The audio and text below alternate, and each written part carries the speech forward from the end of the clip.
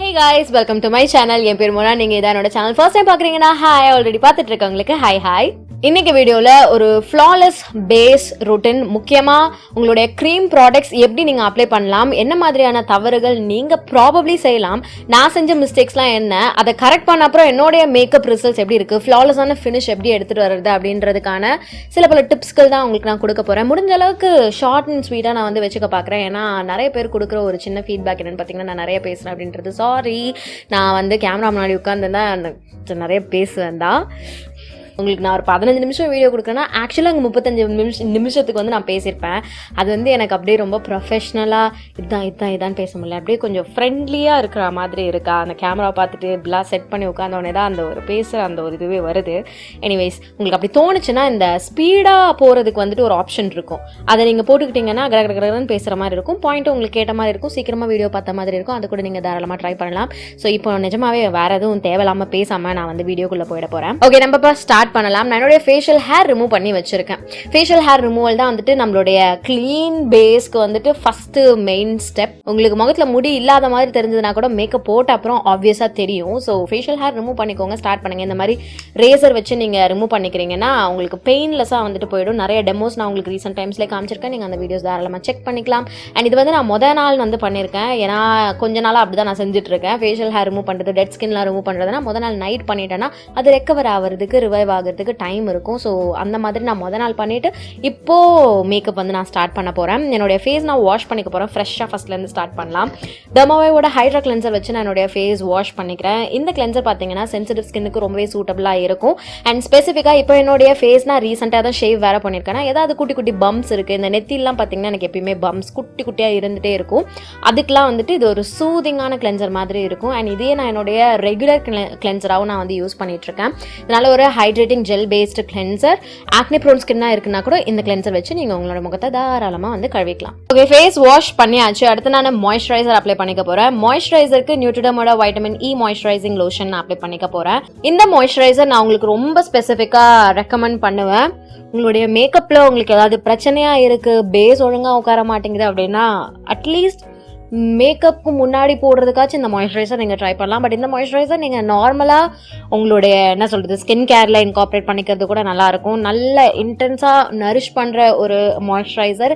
இதில் vitamin E தான் வந்துட்டு ஒரு மெயின் விஷயமா இருக்குது. ஸ்கின்னுக்கு அந்த ஒரு க்ளோ கொடுக்கறதுக்கும், லைட்டாக இது பார்த்தீங்கன்னா டேக்கியாக இருக்கும். ஸோ அதனால் மேக்கப்லாம் போடும்போது அந்த மேக்கப் நல்லா உங்கள் ஸ்கின்ல உட்காரதுக்குமே இது வந்துட்டு ஹெல்ப்ஃபுல்லாக இருக்கும். அண்ட் இது பார்த்தீங்கன்னா ரொம்ப லைட் வெயிட்டாகவும் இருக்கும். எல்லா ஸ்கின் டைப் ஆளுங்களும் தாராளமாக யூஸ் பண்ணிக்கலாம் மாதிரியான ஒரு மாய்ஸ்சரைசர். ஸ்கின் கேர் நீங்க மேக்கப் முன்னாடி பண்ணணும் போது சீரம், டோனர், மாய்ஸ்சரைசர், சன்ஸ்கிரீன் இந்த மாதிரி நிறைய லேயரிங் நீங்க பண்ணலாம். பட் எவ்வளோ லேயர் நீங்க பண்ணாலும் உடனே மேக்கப்புக்கு போகாம, அதாவது பிரைமர் ஃபவுண்டேஷன் போயிடாம கொஞ்சம் டைம் கொடுக்கறது வந்து நல்ல விஷயம். ஸோ டைம் கொடுங்க. அட்லீஸ்ட் ஒரு 5 மினிட்ஸ், ஒரு 5 நிமிஷம் கழிச்சு உங்க ஸ்கின் வந்துட்டு எவ்வளோ ஹெவியா இருக்கா, இல்லைன்னா க்ரீம் நிறைய இருக்க மாதிரி இருக்கா அப்படின்னு பாருங்க. இங்க ஒரு ஜிகினா இருக்கு, அதை நான் எடுக்க பாக்குறேன். எடுத்துட்டேன், இல்லை எடுக்கல. 5 நிமிஷம் உங்களுடைய ஸ்கின்ல இந்த ப்ராடக்ட் வந்து உட்கார விடுங்க, உங்களுடைய ஸ்கின் கேரை.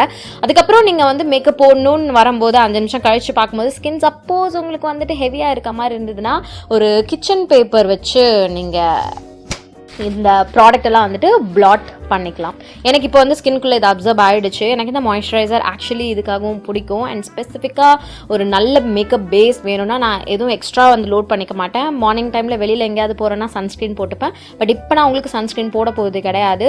அண்ட் ஆல்சோ சன்ஸ்க்ரீன் ரொம்ப இம்பார்ட்டன்ட். சன்ஸ்க்ரீன் கண்டிப்பாக போட்டுக்கோங்க. அடுத்தது ப்ரைமர் போய்க்க போகிறேன். ஸோ ப்ரைமர்னு வரும்போது ப்ரைமர் சூஸ் பண்ணுறது ரொம்ப இம்பார்ட்டண்டான ஒரு விஷயம். நிறைய பேர் ஆயிலி ஸ்கின்னாக இருக்குன்னும் போது, நிறைய பேர் மெஜாரிட்டி பேருக்கு ஆயிலி ஸ்கின் தான். அப்படி ஆயிலி ஸ்கின்னாக இருக்கும்போது அந்த சிலிக்கன் பேஸ்டு ப்ரைமர்ஸ் தான் வந்துட்டு நம்ம ஆப்ட் பண்ணுவோம். So sometimes silicone based primer என்ன ஆகும்னு பார்த்தீங்கன்னா ஒழுங்காக உங்கள் ஸ்கின்னோட வந்துட்டு செட் ஆகாது. ஃபவுண்டேஷன் போடும்போது தனியாக திரியும் நல்லா இருக்காது. ஸோ நான் ஸ்டார்ட் பண்ணும்போது, இல்லை உங்களுக்கு ஸ்பெசிஃபிக்காக இந்த மாதிரி பிரச்சனை இருக்கும்போது என்ன ரெக்கமெண்ட் பண்ணுவேன்னா ஒரு க்ரீம் பேஸ்டு ப்ரைமர் மாதிரி இருக்கிறதா நான் வந்து உங்களுக்கு ரெக்கமெண்ட் பண்ணுவேன். நான் இப்போ வந்துட்டு இந்த மேப்ளினோட ப்ரைமர் சும்மா ஒரு எக்ஸாம்பிளுக்கு காமிக்கிறேன். இந்த மாதிரி ஒரு க்ரீம் பேஸ்டு ப்ரைமராக இருக்கணும். வெட் அண்ட் வைல்டில் இருக்குது, ரிமலில் இருக்குது, நிறைய பிராண்ட்ஸில் இந்த மாதிரி க்ரீம் பேஸ்டு ப்ரைமர்ஸ் இருக்குது. ஸோ இதை வந்து நீங்கள் கொஞ்சமாக எடுத்துக்க போகிறீங்க. ப்ரைமர் ஜாஸ்தி போடாதீங்க. கொஞ்சமாக எடுத்து உங்களுடைய ஸ்கின்ல எங்கே அந்த ப்ராப்ளம் இருக்கோ, ப்ராடக்ட் டிஸப்பியர் ஆகிற ப்ராப்ளம், இல்லை திட்டாகி ரிமூவ் ஆகிற ப்ராப்ளம் இருக்கோ அங்கே மட்டும் இதை போட்டுக்கோங்க. வேற எங்கேயும் நீங்கள் போடணும்னு அவசியம் கிடையாது. அதே மாதிரி மாய்ஸ்சரைசர், ஸ்கின் கேர்லாம் போடுற மாதிரி நிறைய போடணும்னு அவசியம் கிடையாது. எனக்கு கொஞ்சம் லிப் பாம் வேணும். ஓகே, இப்போ ப்ரைமர் போட்டாச்சு. ப்ரைமர் போட்டு நம்ம ஒரு 50 செகண்ட்ஸ் கிட்ட வந்துட்டு கேப் விடலாம், 1 நிமிஷம் கிட்ட கேப் விடலாம். இன்னொன்று நான் சொல்கிறேன், நல்ல ஒரு மேக்கப் பேஸ் நீங்கள் பண்ணணும் அப்படின்னா இது ஃபேன் முன்னாடி உட்காந்து பண்ணுங்கள், ரிலாக்ஸ்டாக பண்ணுங்கள். அப்படி எந்த ஒரு டென்ஷனும் இல்லாமல் படபடப்படன்னு கிளம்பாதீங்க. அப்படி கிளம்புனீங்கனாலே உங்களுக்கு வந்து அந்த ஒரு இதில் டென்ஷன் ஆகும், ஸ்கின் ஒத்துழைக்காமல் போகும். ட்ரஸ்ட் மீ, இதெல்லாம் வந்து கணக்கில் இருக்குது. ஸோ ரிலாக்ஸ்டாக எந்த ஒரு டிஸ்டர்பன்ஸும் இல்லாமல் இருக்கும்போது பண்ணுங்கள். ஓடி ஆடி பண்ணாதீங்க, ஒரு இடத்துல உட்காந்து பண்ணுங்கள். ஓகே, நான் குயிக்காக வந்துட்டு கலர் கரெக்ஷன் பண்ணிக்க போகிறேன். கலர் கரெக்ஷனுக்கு டைரெக்டாக ப்ராடக்டை இப்படி அப்புன மாதிரி நான் டியூப்லேருந்தே அப்பிக்கிறேன். ஓகே, நிறைய இந்த ஃபேன்சியாக லைன் போடுற மாதிரி அப்படிலாம் நான் பண்ணலை. எங்கே எனக்கு தேவையோ அங்கே நான் அப்படியே ஸ்க்ரிபிள் பண்ண மாதிரியே வந்து போட்டுக்கிறேன். ஓகே, நான் உங்களை கொஞ்சம் கிட்ட எடுத்துகிட்டு வந்துக்கிட்ட உங்களுக்கு கொஞ்சம் ப்ராப்பராக தெரியணுன்ட்டு. ஸோ நான் என்ன சொல்கிறேன்னா, இப்படி டாட்டாக இப்படிலாம் பண்ணாமல் எனக்கு எங்கே ப்ராடக்ட் வேணுமோ அங்கே இப்படி பிளெயினாக கேப் இல்லாத மாதிரி அப்ளை பண்ணிக்கிறேன். ஸோ இந்த அப்ளிகேஷன் ரியலி மேட்டர்ஸ் கைஸ். ஓகேவா, இதுக்காக நீங்கள் நிறைய ப்ராடக்ட் போடணும்னு அவசியம் கிடையாது. அண்ட் பிளெண்ட் பண்ணும்போதும் எந்த ப்ராடக்ட் எப்படி அப்ளை பண்ணணும் அப்படின்றத பார்த்துக்கணும். இப்போ ஆரஞ்சுன்றது ஒரு ஈவன் லேயராக வேணும் என்னுடைய ஸ்கின்ல, அதனால நான் இந்த மாதிரி கை வச்சு தேய்ச்சிக்கிறேன். லிட்டரலாக எனக்கு ஒரு ஈவன் டோன் ஆரஞ்ச் டோன் வேணும் அப்படின்ட்டு. அதே தான் என்னுடைய அண்டர் ஐ ஏரியாவுக்கும் பண்ணிக்கிறேன், கண்ணு மேலேயும் கொஞ்சமாக பண்ணிக்கிறேன். அப்புறம் இந்த நெத்தியோட டெம்பிள்ஸ் இங்கே பண்ணிக்கிறேன்.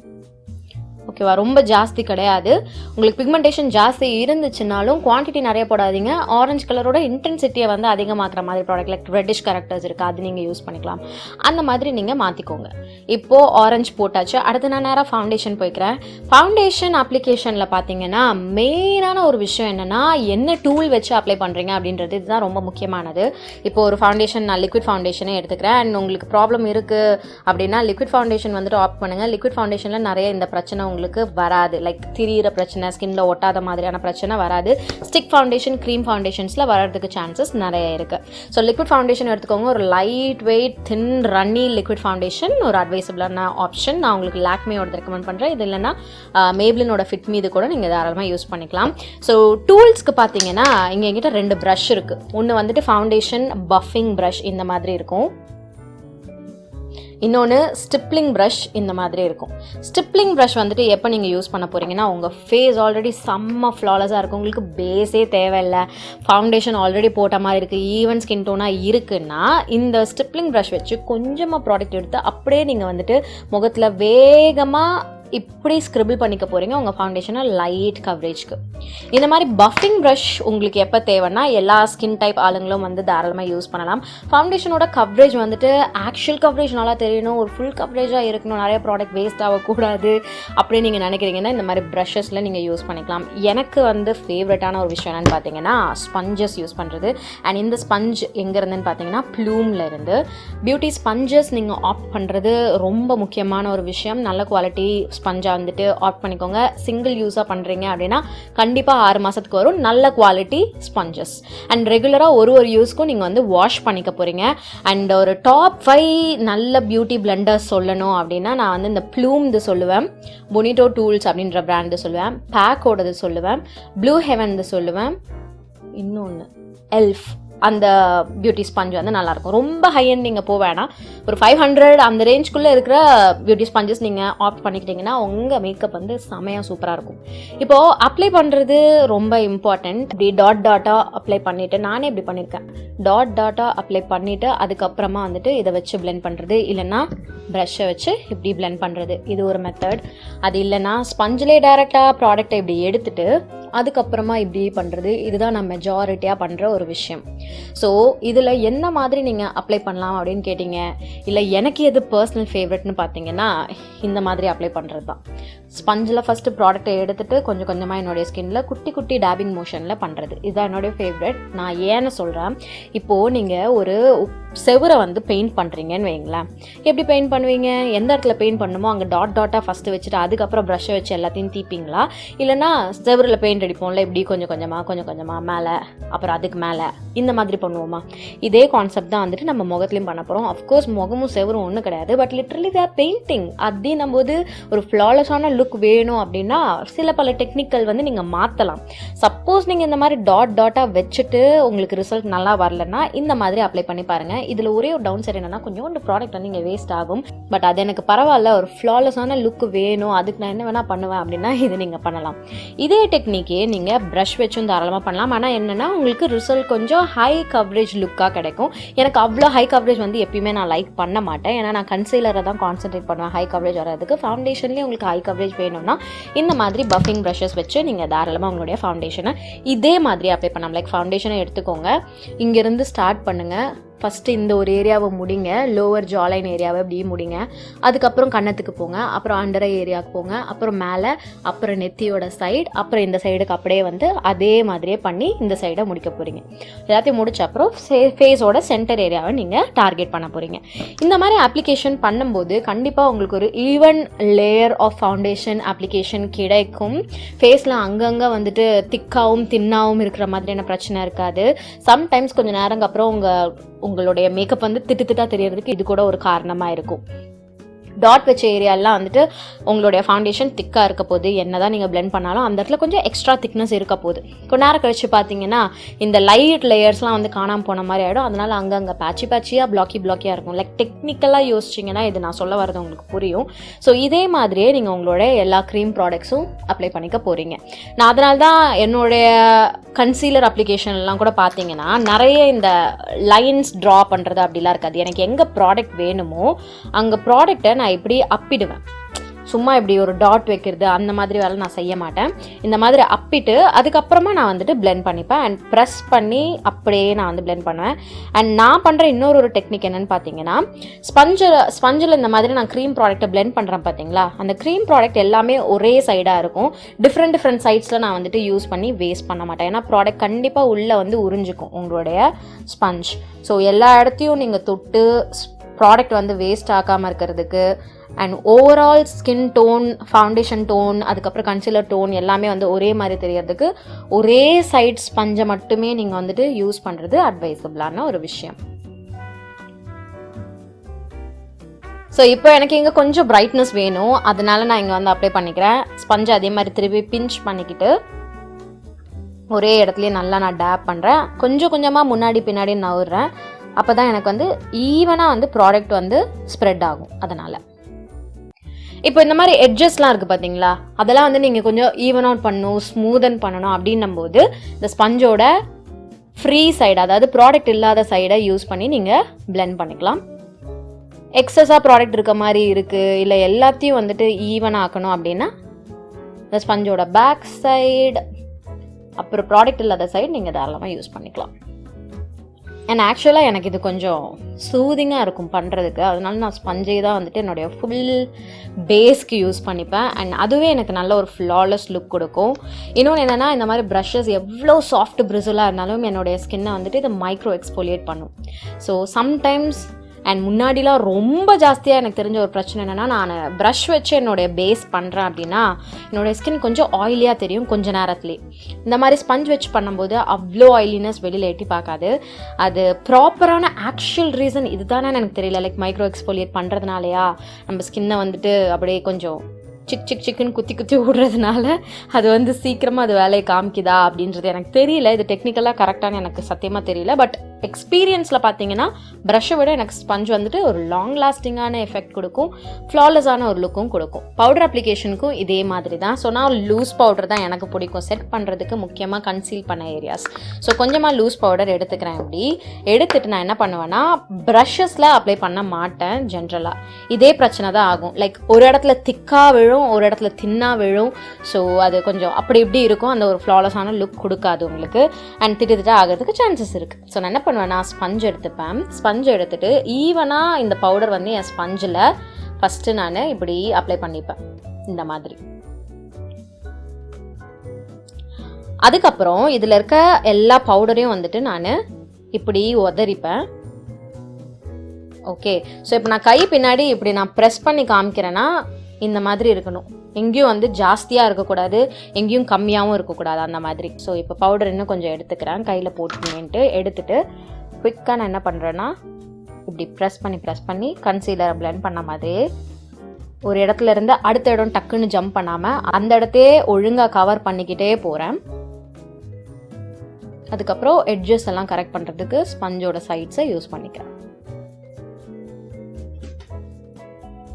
இன்னும் ஒரே வாட்டி சொல்லிடுறேன், இங்கே இப்படி அப்ளை பண்ணிவிட்டு உடனே இங்கேன்னு போல் இங்கே ஃபஸ்ட்டு முடிச்சுக்கிறேன்.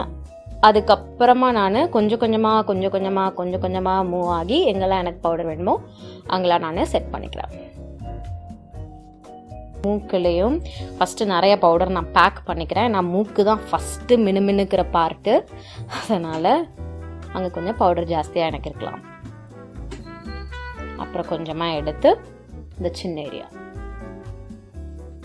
மீதி ஏரியாவில் எனக்கு பெருசாக பவுடர் வந்து தேவைப்படாது. ஏன்னா அங்கெல்லாம் எனக்கு அவ்வளோவா ப்ராடக்ட் ரிமூவ் ஆகிறதோ இல்லைனா ஆயிலி ஆகிற பிரச்சனை எனக்கு இருக்காது. அண்ட் டு பி ஆனஸ்ட் இந்த இடம்லாம் பார்த்தீங்கன்னா அவ்வளோவா எனக்கு ஃபவுண்டேஷனோ இல்லை ப்ராடக்ட்டோ கூட இருக்காது. அண்ட் அது எனக்கு ஓகே தான், ஏன்னா கழுத்தோடு நான் வந்துட்டு இந்த ஏரியாலாம் வந்து கொஞ்சம் நேச்சுரலாகவே வச்சுப்பேன். கம்மி ப்ராடக்ட் இருந்தால் கூட ஓகே, அன்லெஸ் அன்டில் ஒரு ஃப்ளாலெஸ்ஸான high coverage heavy makeup look போகாத வரைக்கும் இந்த மாதிரி தான் நான் வந்து என்னுடைய பேஸ் வச்சுப்பேன்.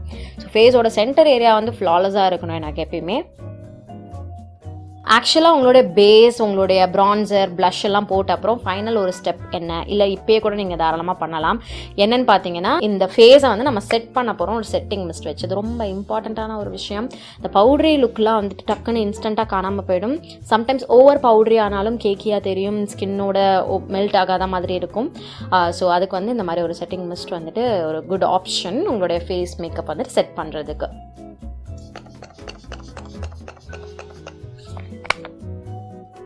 இந்த மாதிரி அடிச்சுட்டு இது செட் ஆகிற டைமில் ஐ மேக்கப் மீதி எல்லாத்தையும் வந்து நீங்கள் பண்ணி முடிச்சிடலாம். நான் இன்றைக்கி ஆஃப் கேமராவில் அதெல்லாம் பண்ண போகிறேன். ஏன்னா இன்றைக்கி நமக்கு வந்து மெயின் கான்சன்ட்ரேஷன் இந்த பேஸ் எப்படி ஃப்ளாலஸாக எடுத்துகிட்டு வருது அப்படின்றது தான். ஸோ நான் உங்களுக்கு ஆஃப் கேமராவில் என்னுடைய ஃபுல் மேக்கப் முடிச்சுட்டு வந்து உங்களை மீட் பண்ணுறேன். என்னுடைய ஐ மேக்கப் நான் ஆக்சுவலி முடித்தேன். ப்ரான்சர் அண்ட் ப்ளஷ்லாம் போகிறதுக்கு முன்னாடி என்னுடைய ஃபேஸ் இப்போது செட் ஆகியிருக்கு. அது எப்படி இருக்குன்னு உங்ககிட்ட ஒரு க்ளோஸ்அப் காமிச்சிடலாம்னு நினச்சேன். ஓகே, மேக்கப் என்னுடைய ஐ மேக்கப், லிப் மேக்கப்லாம் இன்னும் பெருசாக கிடையாது. ஒரு நியூட்ரல் ப்ரௌன் ஹைலைட்டட் லுக் இவ்வளோ தான் நான் வந்து பண்ணியிருக்கேன், பெருசாக எதுவும் இல்லை.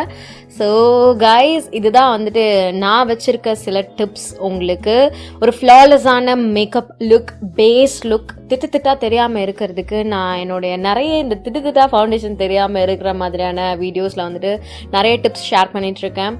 ஸோ எல்லா வீடியோஸுமே வந்துட்டு பாருங்கள், உங்களுக்கு ஏதாவது ஒரு டவுட் வரும் கண்டிப்பாக இதில். அதுக்கான ஆன்சர்ஸ் வந்து ப்ராபப்ளி அதில் இருக்கும். அப்படி இல்லைன்னா கேளுங்க, நான் அது உங்களுக்கு வந்துட்டு என்னுடைய அப்கமிங் வீடியோஸில் நான் ஷேர் பண்ணிக்கிறேன். அது எப்படி நீங்கள் வந்துட்டு அவாய்ட் பண்ணலாம், இல்லை பிரச்சனை என்ன, அதுக்கான சொல்யூஷன் என்ன அப்படின்றதெல்லாம். ஸோ இன்னைக்கு வீடியோவுக்கு அவ்வளோதான். உங்கள் எல்லாருக்கும் இந்த வீடியோ பிடிச்சிருக்கும் அண்ட் ஹெல்ப்ஃபுல்லாக இருந்திருக்கும் நான் நம்புகிறேன். கண்டிப்பாக உங்களுக்கு ஏதாவது டவுட்ஸ் இருந்ததுன்னா எனக்கு கமெண்ட் செக்ஷனில் தெரியப்படுத்துங்க. அண்ட் இந்த வீடியோ உங்களுக்கு பிடிச்சிருந்ததுன்னா இந்த வீடியோக்கு ஒரு லைக் பண்ணுங்கள். முக்கியமாக இந்த பேக்ரவுண்ட் அண்ட் என்னோடய ஷர்ட் வந்து மேட்ச் ஆன விதம் வந்து உங்களுக்கு பிடிச்சிருந்ததுன்னா ப்ளீஸ் இந்த வீடியோக்கு ஒரு லைக் பண்ணுங்கள், எனக்கு கமெண்ட் செக்ஷன்லையும் தெரியப்படுத்துங்க. தாராளமாக உங்கள் ஃப்ரெண்ட்ஸ் கிட்ட கூட நீங்கள் ஷேர் பண்ணலாம். இந்த மாதிரி மேக்கப்பில் வந்துட்டு ஏதாவது டவுட்ஸ் இருக்குது, பிரச்சனைகள் ஃபேஸ் பண்ணிட்டு இருக்காங்கன்னா அவங்களும் தெரிஞ்சுப்பாங்க, ஃப்ளாலெஸ்ஸான லுக்ஸ் க்ரியேட் பண்ணுவாங்க. இன்னைக்கு வீடியோக்கு அவ்வளவுதான். இதோட நான் கிளம்புறேன். உங்கள் எல்லாரையும் என்னோடைய நெக்ஸ்ட் வீடியோவில் பார்க்குறேன். பாய்.